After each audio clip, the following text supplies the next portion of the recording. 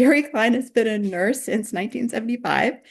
She was awarded the Diabetes Educator of the Year in 2020, and this year she's been recognized with a nursing award. I'm not surprised, Gerri. Excellence in advancing nursing knowledge and research. Her son was diagnosed with type 1 when he was 6. Gerri has had experience in many healthcare settings, but now focuses her time teaching diabetes management to persons living with diabetes at BC Diabetes. Having cared for a child with type 1, she appreciates how difficult it is to perform the self-care necessary to control and manage diabetes, and also the emotional toll it takes on persons living with the condition and their families, of course. We always seem to overlook family members. Besides her professional role, Gerri is a wife, a mother, a grandmother, and does animal rescue, now providing homes for 5 cats and 2 dogs. All right, so I'm going to go ahead and hand it over to Gerri. Hello, it's good to have everyone here, and I think we have 30 on. There have been some pre-submitted questions I thought we'd start with, and I'll just read the first one. It's right. I'm sorry, did you want to Oh, say do you anything want? first? Because I can ask the questions. No, Yeah. everybody, I'm thrilled to be here. Thank you. Okay, Very good. so just like our usual format, I'll go ahead and read the questions so Gerri doesn't have to have really high executive functioning to do both skills. All right, so pre-submitted questions. First question is, I've lived with type 1 for 26 years and live well most days. My biggest challenge has to be trying to find treatment for burning mouth syndrome. Steroid mouth rinses shoot up my blood sugar so high that I had to stop them, and pregabalin pills affected my spatial awareness. Do you know of any effective treatment or any other person who has this condition? Actually, I had never heard of it. However, I have worked in an oral surgeon's office, and that would probably be my first piece of advice is to get a referral to an oral surgeon who has had experience or just an oral surgeon who might be able to help you. Second thing is with steroids, sometimes they will change the insulin for the time that you're taking the steroid. So a lot of us remember the cloudy insulin called NPH. And we often put people on NPH insulin in addition to the other insulins, just the low dose, to take care of those peaks when you take a steroid. But before you do that, I think I would investigate with an oral surgeon who knows what they're doing. Okay, the person who asked that question, if you are on screen, would you like to follow up?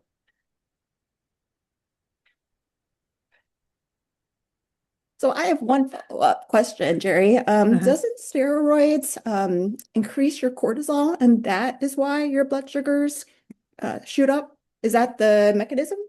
Probably, but they've told me a variety of different things on why. And people who live with diabetes are often told that they have to figure out why. And I've stopped figuring out why because they keep changing it. So now I look for what to do about it. And you're probably right, the cortisol goes up, but how are you going to make that go away? So,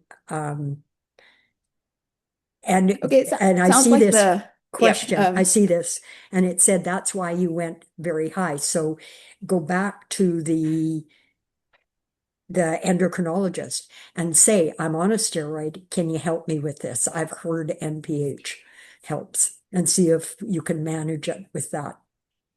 And I do have a number of people who have to go on steroids for a variety of things, usually including some type of treatment that for chemotherapy, and they use steroids for that. And we use NPH to manage the highs. okay. Any follow-up questions? All right, question number 2. How can I manage the hormonal fluctuations of perimenopause, insulin resistance, and catch and address necessary changes to insulin carb ratios in time so that I don't have this prolonged high blood sugars? That is the trickiest question. It is almost impossible with injections. And I would suggest either looking at taking an insulin pump if you can afford it and using temporary basals, or going on looping where you close your loop with your CGM and it connects to your pump so that when your blood sugars go up, your insulin goes up, and when your blood sugars go down, your insulin goes down. One of the problems with insulin resistance and perimenopause and all of that is it's like capturing the wind. You never know when it's coming. And if you dose for it, you might be caught with a low. So, what do you do in the meantime? There's a procedure called the poor man's pump where you check and correct, check and correct, check and correct. It is a ton of work. However, that's about the safest way. And you would check and correct every 2 hours with small doses to make the blood sugars come down. This is one of your 42 things that affect your blood sugar now. Okay, the person who submitted that, if you're on screen, Yeah, would you like to follow up? yeah, that would be me. Thank you so much, Gerri, for addressing this. And maybe my question should have mentioned that I am already looping and I am still struggling with highs, consistent highs. And I feel like, let's say, I monitor things, I work on them for like a couple of days, I figure it out, I have 1 or 2 good days, and then things change again. And things change. You Yeah, finally get it, and the only thing you yeah, know when things are good is it's not going to last. yeah. Okay, so I Do guess you change? yeah. Do you change? And one of the things that I often hear when I talk to people like this is you're doing a good job. You're really managing it way better than you think if you already know all of this. Yeah. And it's really hard because this is a condition where it doesn't tell you. You don't turn out in green dots when you should take more insulin or whatever. The other thing I might suggest to you is go on the looping groups. Find, Hmm. and there are subgroups that are experiencing the same thing as you.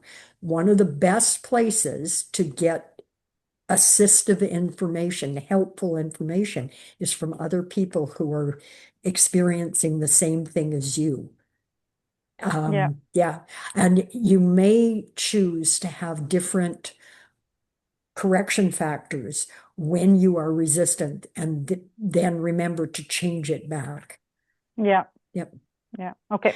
I And you're appreciate it. not crazy, by the way. You're, Thank you. yeah, I know that's, oh, you'll be okay. Don't worry. Yeah, don't worry. Give me a break.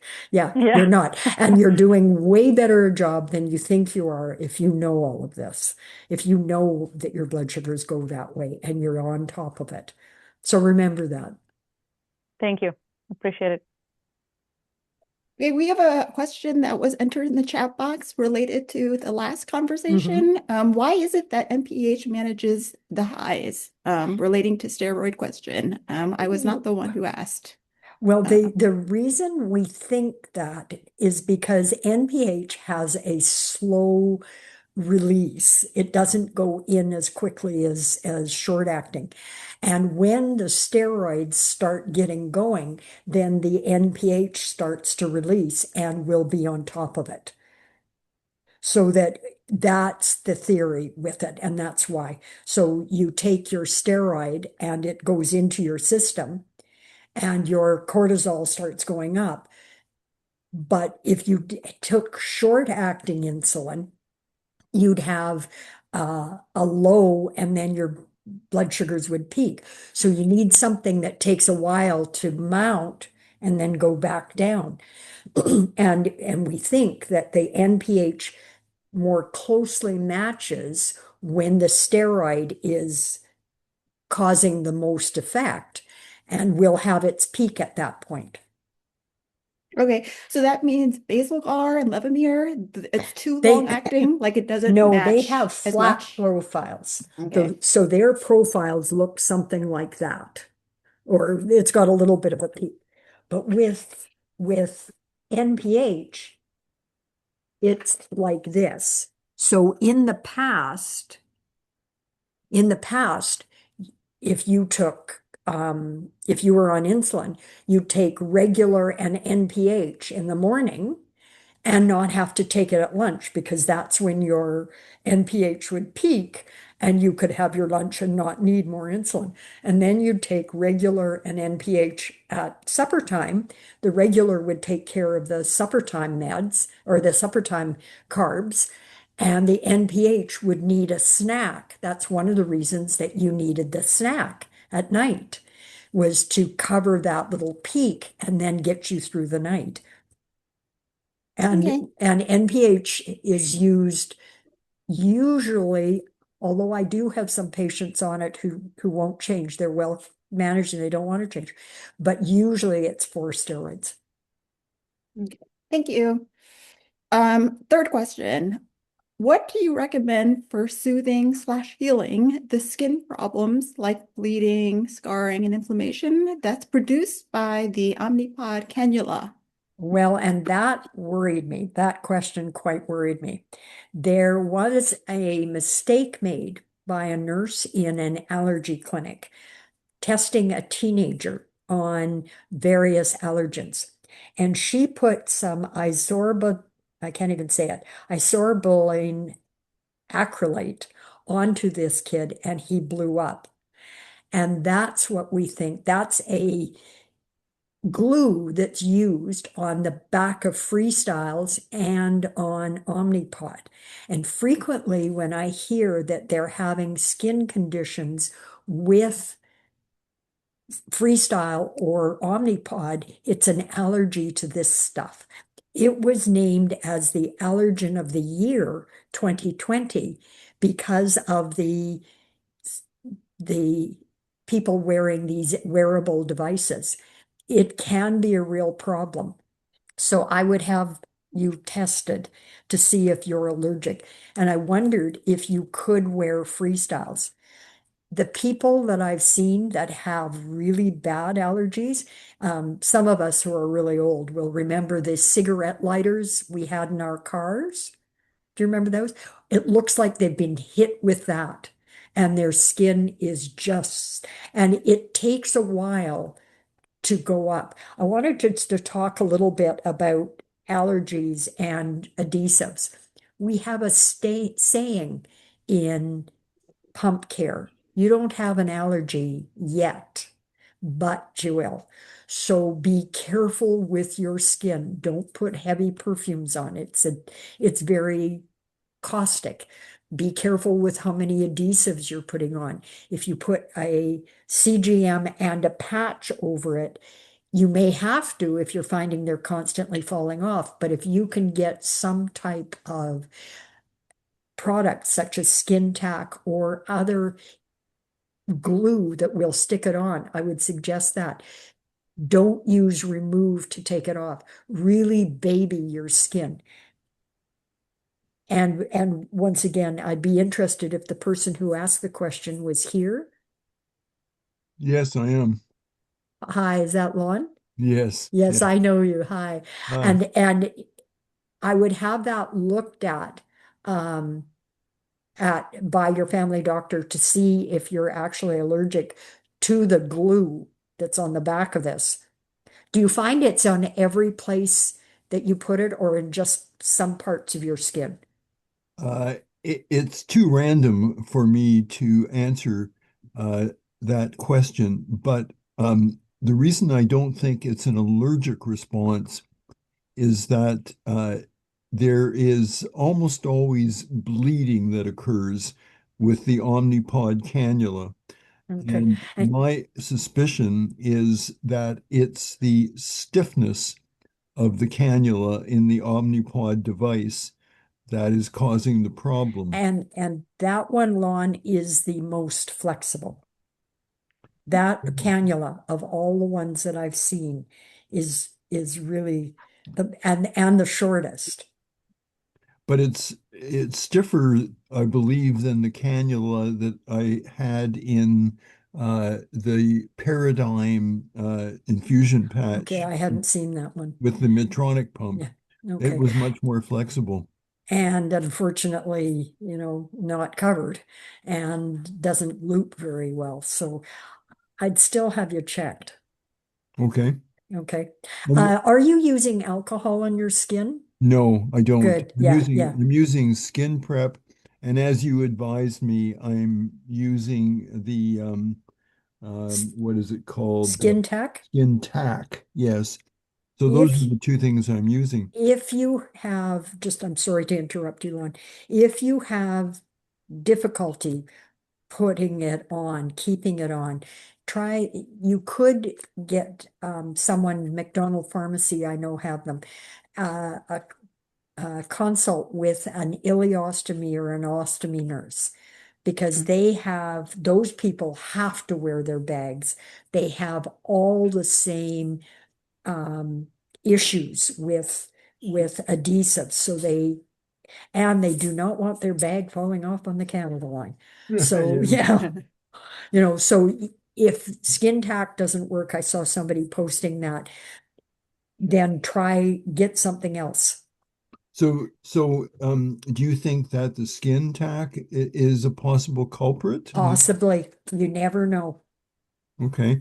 I was Possibly. ho I was hoping that you could recommend certain ointments or Well, you can get,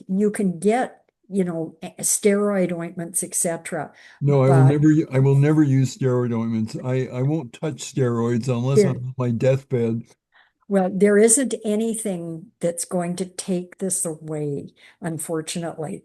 Um, the reason that we use our back of our arms, our legs, our stomach was the length of the needle when I first finished nursing.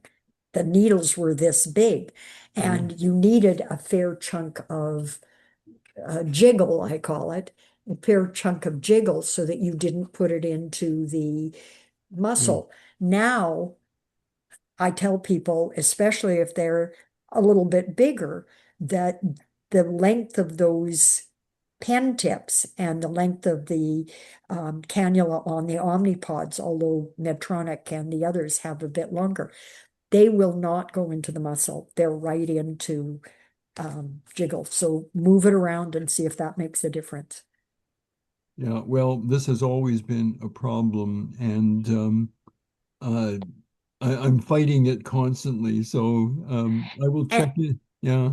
and you are a new area of practice for this in that there are so many people wearing these devices that it's becoming a huge issue, Lon. It's not just a small issue anymore.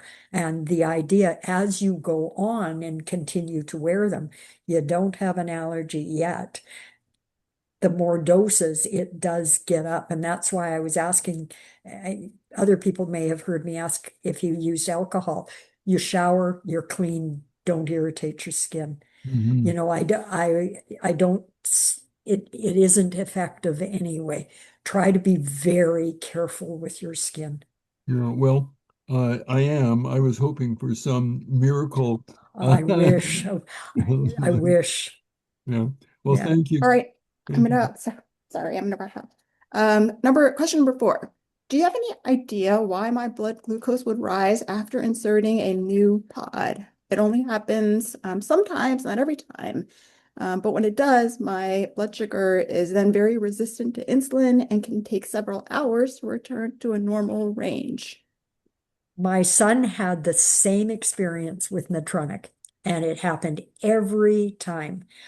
First thing I would ask you, are you linking your pod, which I suspect you are, before you put it on? Some people put their pod on and then uh, link it to their PDM, and that might be that it's pushing the air through. The air won't hurt you, but you're not getting insulin right away. However, we don't know why some people have reaction. It's probably because of an inflammation, you swell a little bit and it won't go in. The other thing is you get lumps and bumps that you cannot feel under your skin. We did a study with ultrasound with nurses checking to find lumps and bumps under people's skin and patients. And we found even less than half. You're putting acid under your skin, so you are going to have lumps and bumps. And it could be that you're putting it into that area. However, the more important question is what to do about it. And what I would tell you, you have two options, but the idea that it's only happening some of the times is the biggest concern. If it happens each and every time, I would tell you to take a correction, a few units prior to your pod change and then change, and that should cover you. If it doesn't happen every time, I would tell you to use your pen to take an insulin injection in addition to your pod. So if you put it on and you see yourself climbing and know that even if you take a correction, it's not coming down, use your syringe, use your pen. Okay, the person who submitted that, would you like to follow up if you are on screen?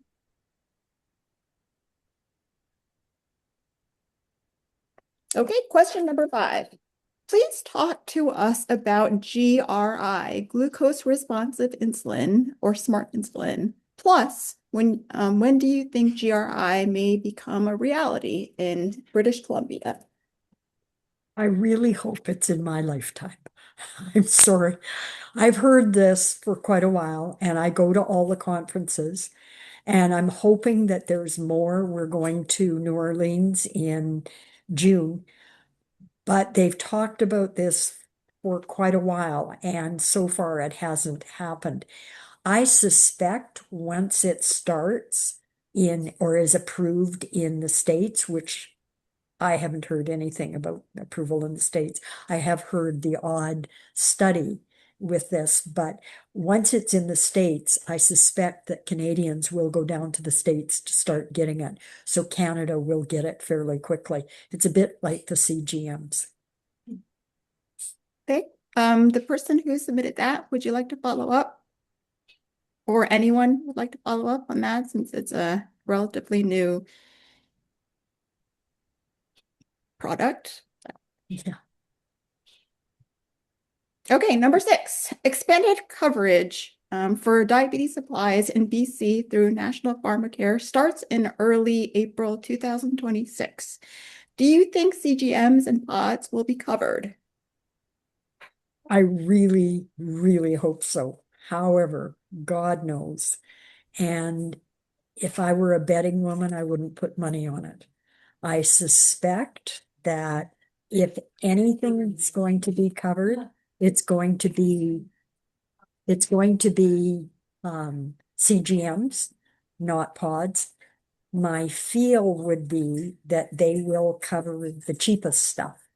So they'll cover Basaglar, they'll cover Ademelog, maybe some Trurapi and strips. I really, really hope that they don't stop there, but if they cover everything, that'd be great, but I find it surprising that they're going to cover anything, quite frankly. God knows it is very under wraps. Dr. Elliott has been advocating and seems to know, but isn't sharing, and who knows? There'll be an announcement, and that's when everyone will know. Does the person who submitted that question like to follow up? Okay, we have a comment or a question that is related to a previous conversation. Is there a link to diabetes, insulin, and itchy skin? If so, what to do to reduce the itch? There's long been discussions on that, and people used to think that you could be allergic to insulin. And in fact, what we found is that they're not.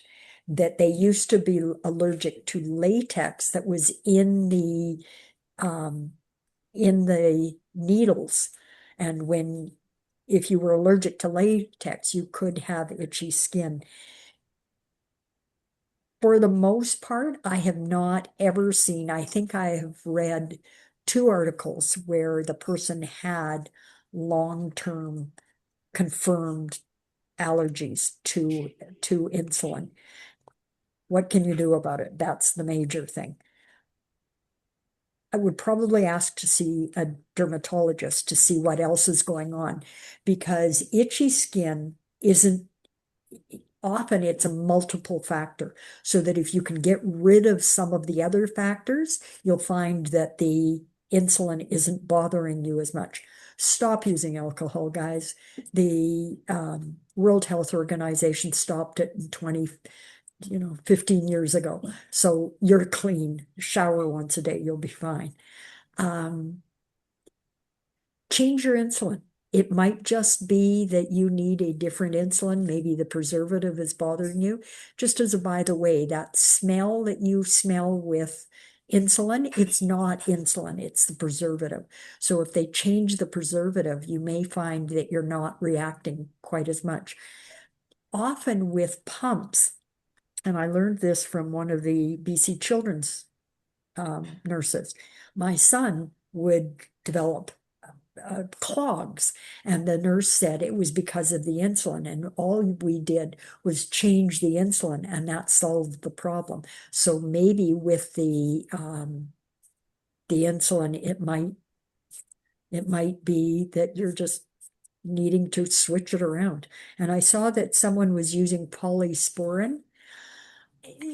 That's controversial, and you do what works, and here I am telling you what I wouldn't do. With low dose antibiotics, which is what polysporin is, low dose, not at the level that is needing a prescription, you're then introducing an antibiotic into an area where the microorganisms, and they're all around, are then developing some resistance. And that's a problem. That's the problem in our society, because we're getting low dose antibiotics in our meats, in our milk, in a variety of things. And the resistance, the bacterial resistance to antibiotics is part of that. So be careful. And Steve follows up and says, so can certain brands of insulin make you feel quote unquote not great because of the preservative? We haven't found that. There's been no studies that say that. My comment is that if you have one insulin that makes you feel crappy and the other insulin you don't feel crappy, use the other insulin. It doesn't matter what the research, there isn't one size fits all. And I find that if you find you feel well and it works for you, stay there. And doesn't matter if people say, it's not that. We don't know what things are happening. That's one of the reasons I don't look for why anymore. Okay, question number 7. Do you know when Dexcom 15-day sensor will be approved in Canada? This is an interesting question, and it goes to some of the others. One of the things that I was quite stunned about I'm always surprised, is the competitiveness between the pharma companies and how carefully and closely they keep the launch of new products. They don't launch it or announce it until 1 or 2 days before, and nobody knows until the company says. So do I know? I would suggest, if I were a betting woman, it'll be around the Canadian Diabetes Association conference, which is usually in October. That's frequently when they launch new things.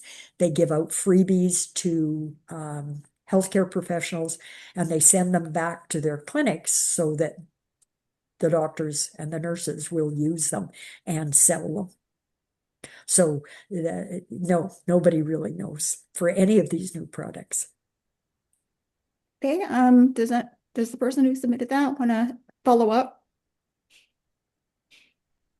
Okay, question number 8. Can you talk about the pros and cons of looping with AAPS versus Omnipod Dash or Omnipod 5? So a comparison of 3. Well, and I'm not involved in looping at all. I can tell you the stuff I've read, and I can tell you patients' experience with it and some of the comments. The Omnipod 5, you always have to have your PDM with you. In the States, there have been some people who have managed to get rid of the PDM, which is the little thing, the extra cell phone that you have to carry to talk to your pod. With looping with the Dash, and that's a do it yourself, it's not Health Canada approved. With that, you don't have to carry a second device, you just carry your cell phone. With the Omnipod 5, you have a 24/7 helpline. You can phone the company and they will help you. With Dash, you don't. So I would tell you, and that's hard, because sometimes you're out there on your own. If you are looping on your do-it-yourself, join some groups. The one I like the best is called Looped, Looped, and it's run by a woman called Kate Farnsworth. She's on Facebook, and she has almost 34,000 people on that group. The other thing I like about it is she's very careful to watch the comments. She's got a team that stops any sort of sales of vitamins, there any sort of healthcare stuff that doesn't really pertain to looping. She takes it away.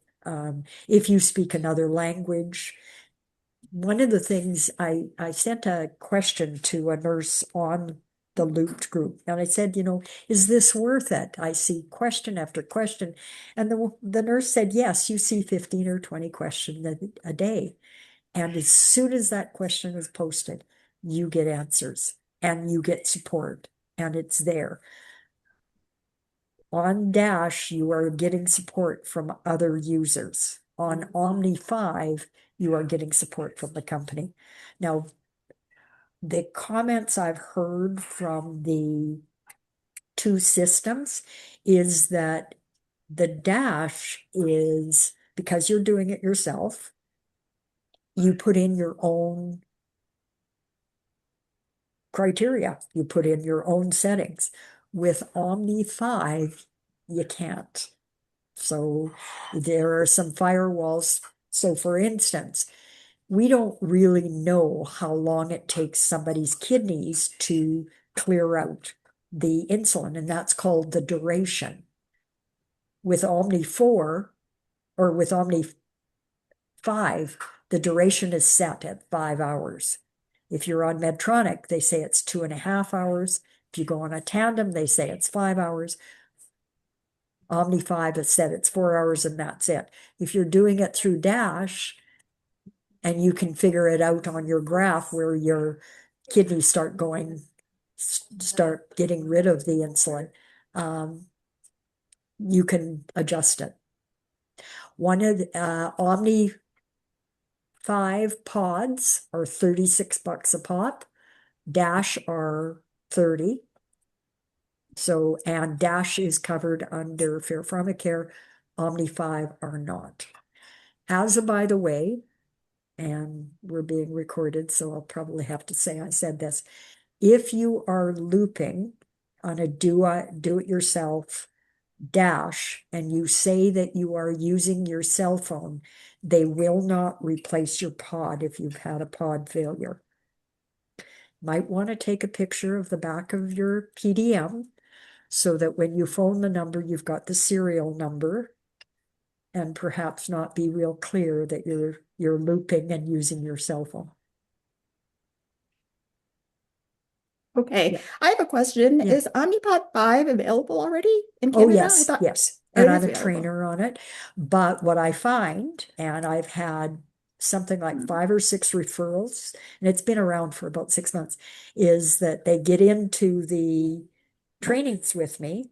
And I have a 24 or 20, soon to be 25-year-old. And they said, what do you mean it's not covered under Fair Pharmacare? And I'm going to be paying for this by myself. And at that point, they go to the dash. Or what do you mean I have to carry a PDM? I can't just use my cell phone. I have never completed an Omni Dash or an Omni 5 training. They usually go back to the dash. Steve asks, are there any concerns about Omnipod phasing out the dash pods in Canada? Yes, there's always a concern. I think Dr. Elliott would have a seizure. I think Dr. Clayton wouldn't stop crying. And I think that the 2 reps that we have wouldn't let it happen. But they are phasing out the EROS, the EROS. I've heard that that stopped January 1st, 2026, and that they are no longer, they will not send any more out because they can't replace them. And it's done as of June 2026. So it's always a concern, but I suspect Great. they won't phase it out until Fair Pharmacare starts covering the 5.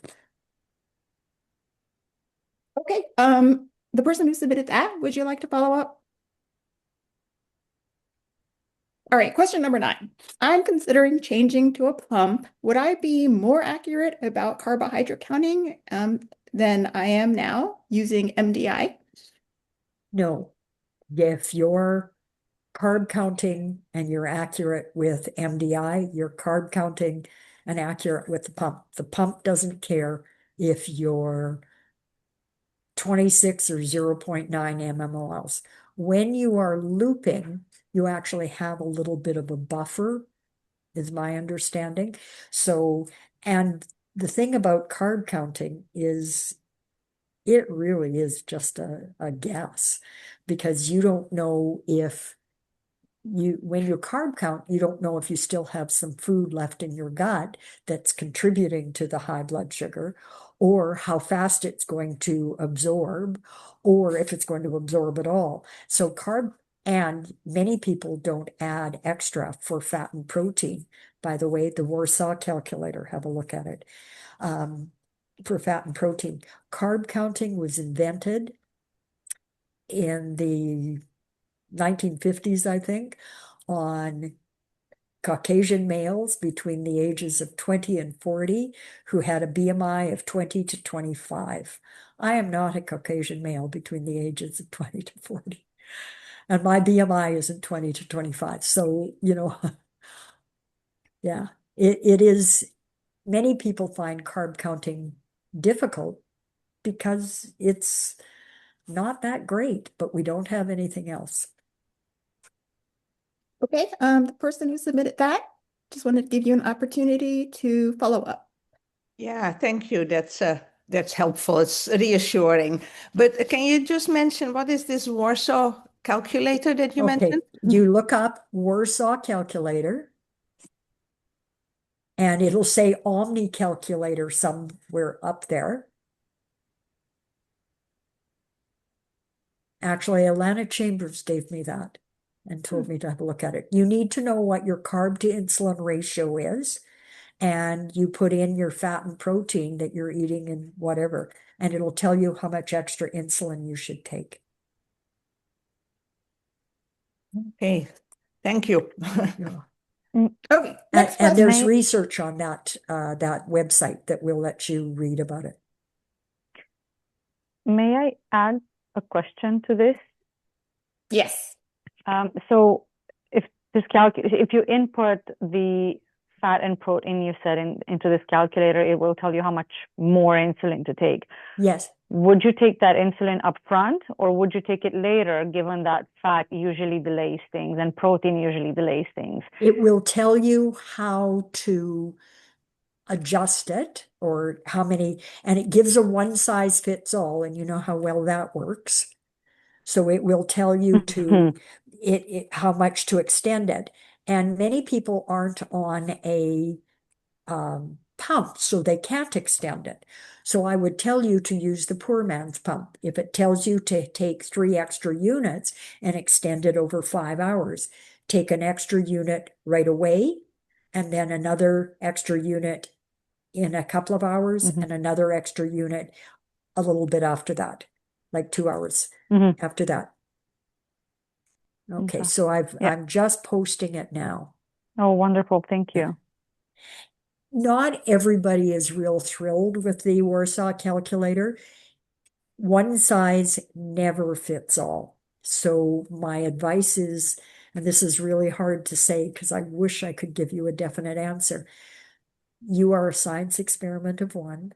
Be gentle, always take less and move up. And remembering the very fact that you're doing this means it is a big success story. You are there, you are not as smart as diabetes. No one is. The best you can do is try to keep up and be knowledgeable. Yeah. Okay, next question. I am currently using the G6 with Omnipod, but will need to upgrade to G7. I heard that several people with type 1 have had issues with the G7. Have these been sorted out, or is it recommended to use the G7 or G715? My experience and the readings that I've had is that it seems to be in areas or batches. Many people have had no problems at all and don't know what people are talking about. Other people have problems after problems after problems with the either a G6 or a G7, or it really depends. I would tell you which one has been the least problematic for you and use that. I know that they're phasing out G6. So going to a G7 is going to be something that's going to happen. But don't give up just because a few people have had problems. You will find that there are batches that just seem to be you get one sensor after another, and that was a faulty batch. And I find that if I hear from a couple of my patients, I'll hear from 10 where they say these things aren't working, can't they fix them, etc. I don't think they'll ever completely solve the problems for whatever reason. I really wish they would. A couple of good lawsuits, that'll solve it, but they don't spend. Guess whose husband's a class action lawyer? So, it unfortunately there's no motive to solve it until somebody's forcing them to. And what is the price differential between these two? A lot, but it's very, very much dependent on where. Shop around. It's like saying, what's the price of hamburger? Depends where you go. So in Shoppers Drug Mart, you might pay $130. In Costco, you might pay $90. My advice is to phone around and shop around. It is very dependent on the pharmacy. People have some idea that the Fair Pharmacare sets the prices. No, they don't. When you're paying for it, they don't set the price. When your insurance is paying for it, they don't set the price. As soon as your deductible is paid, then the price is set for Fair Pharmacare to pay. But for you, sky's the limit. So shop around. Don't feel that you have to, if you go to Shoppers because it's convenient, you may be paying way more than if you went to Costco that has a much lower price. But shop around. And there are sales, by the way, as well. So I remember seeing in Safeway where they mainly have it digital now, where they will have CGMs at 25% off. Okay, does the person who submitted that want to follow up? All right, question number 2. On Medtronic's 780G system, the algorithm seems to assume that when you take a meal bolus, you're also eating your meal. How, if at all, does the algorithm account for the fact that you may start eating right away, or in 10 minutes, or in 30 minutes? And I've asked around when I saw that question, I always kind of wondered about it. And that is a trade secret. However, if you go on the chat groups to look at it and to talk about it, how people find, the advice is use it just like you would your pen. If you have to take your insulin 10, 15, 20, or even a half an hour before your meal, take it before your meal, the way you would with an MDI. You're right. Medtronic assumes that you're eating right away, but people have spikes, and that's one of the problems with the system. Why exactly they did that, I have no idea. But yes, you're right. It does assume. Okay, does the person who submitted that question like to follow up? Okay, next question. If you have gastroparesis, is it okay to be on a GLP-1 medication? And if so, what should the person with type 1 watch out for or be concerned about? And the short answer is yes, you can still take it. The very long answer is to be very, very careful. All of us, if you get to be 70, you have a little bit of gastroparesis. Your gut just doesn't work the way it used to. And there are a lot of people who are on Ozempic and these GLP-1s, even with that. When you are going on it, though, I would be very careful on how much to take and how slowly to go up. The recommended initial dose is 0.25, and I would take a quarter or less and then very slowly click up. And it clicks the same way your pen does. And you can count the clicks to figure out how much 0.25 is and then take less. You will exacerbate the issues with the stomach. There's no way around it. As a by the way, I have a number of type 1s on it. A number of them had talked about bloating, etc. prior, but said that once their blood sugars came down, the gastroparesis actually improved. Most people do find that it does get worse. If you go very slowly, you might be okay and get around it. It is not covered under Fair Pharmacare with people with type 1. And some insurance companies will pay for it anyway, but some will not. If you don't get special authority, which you need with a GLP-1, many insurance companies won't cover it. Okay, is there a follow-up question?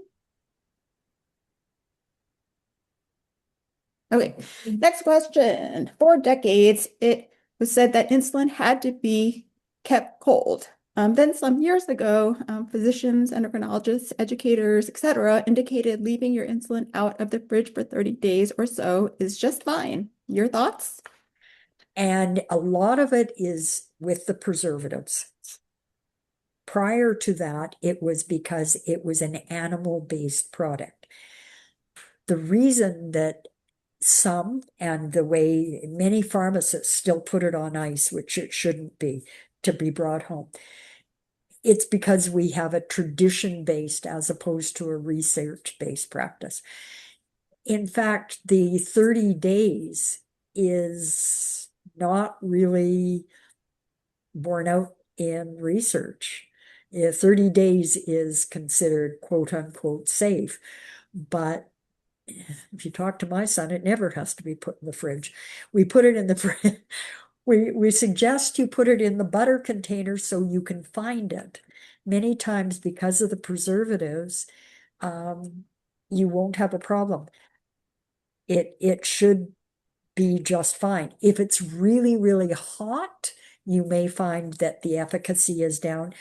But one other thing, even if you have been religious about keeping your insulin in the proper temperature, the proper etc., if you think it's not working, change your pen. See if it's the efficacy of your pen. That's one of your 42 things. The guy delivering it might have been left it in the back of his hot truck when he went for coffee or something. You don't know how this thing has been handled before you get there or before you got it. So if you think the pen is gone, try changing a different pen to see if your blood sugars come down. But as for the recommendation on 28 days, I have a number of people who perhaps are working and don't have insurance, and our office has a lot of stuff that does not have coverage, and it's not, it still has, it's expired, and I give it away, and these people are using it just fine. And much of it is sent back to countries where they don't have it. You know, the alternative is they don't get insulin. So what do you do? Would the person who submitted that question like to follow up? Okay, we have a question in the chat box. Can you recommend an app or a website that lists nutrition info for foods? I have an aversion to paying for apps. So there are some really good apps that you do pay for, but they're listed on Loop, etc. MyFitnessPal was my favorite till somebody told me you had to pay for it. I would Google the ones that have where you take pictures of it and it tells you, and it just blurbs it out for you. So Google around, see who likes it. MyFitnessPal, if you do choose to pay for it, or Calorie King gives many restaurant foods, many foods that are not North American. They always list fat and protein and the carbs, so that get something that looks like that. And if you can, make it as easy as possible, where you just take a picture and it tells you. Okay, would anyone like to follow up? Next question. Often when I'm lying down on my blood glucose starts dropping. And if I get up within 5 to 10 minutes, it stops dropping and the trend arrow goes back to horizontal. FYI, I wear a G7 and a pod. I loop and I never lie on my G7. Is there anything physiological or otherwise that explains this? The short answer is no, not that I know of. The longer answer is probably. It sounds awful. It sounds like it's contradicting. What I have found is often we'll tell you that you're not seeing it, that it actually isn't happening, etc. And then 5 years from now, we'll tell you why it happened. If you see it, then you see it. If you see it in your CGM, to my knowledge, there isn't a reason, but I would count that as one of your 42 things and be careful around it. Why we see what we do, I don't know. I have a lady I trained on her pump, and she said that when her alarm clock goes off, blood sugars are fine, not a problem. Her husband's alarm clock goes off, she has to take 5 units. Why you go low when you're laying down? I don't know. Any follow-up to that question? Okay. Is there any news on whether the Instinct sensor is coming to Canada? Is that the GRI or GR1? No, it's the one Oh. that's about the size of a dime, or it's Gotcha. 2 pennies, and it's going to be linked with a Medtronic. And once again, that is highly secretive information. No, they're not going to release it until they absolutely are ready to launch and flood the market with it. And I would suggest to look for it around October. That's when the ADA is. That's when the big conferences are. That's when they can start handing things out. Unfortunately, if you can figure out when the company is going to make the money, then you can figure out the launch date. Yeah, because they go to the conferences, they hand them out, and then the physicians and nurses take it back and start recommending them. Okay, Gerri, someone Yeah. asked, are you a nurse practitioner? Can I see you without a referral? I do it on a kind of ad hoc basis. I am a volunteer. I am not a nurse practitioner. I do have a master's. If you have some questions, etc., I do, see people kind of off to the side. So I do work for BC Diabetes. Do you have a endo? I don't see. If you don't have an endo, you would see me through the endo. If you have questions, remembering I'm 70 and I travel a lot, so yeah, I'm old, honey. So don't get too used to me.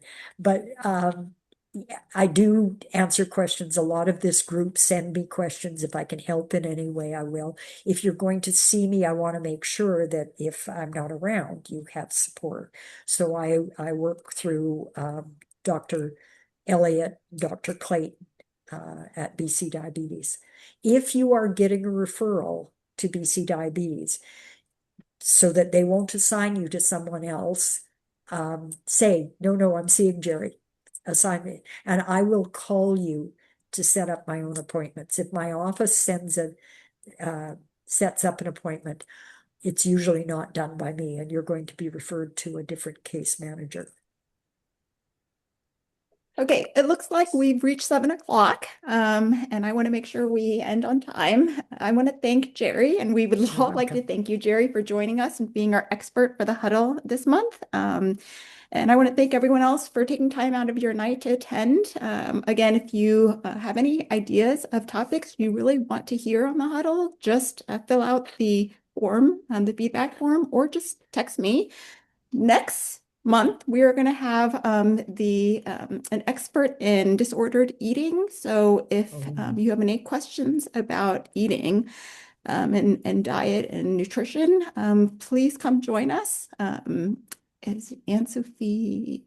I'll have to, I don't remember the name, but she is the top expert in Canada on disordered eating for type 1. So thank you, everyone, and have a wonderful evening. Thanks, Gerri. Take care. Be well. Thanks, Gerri. Welcome. It was good to meet everyone.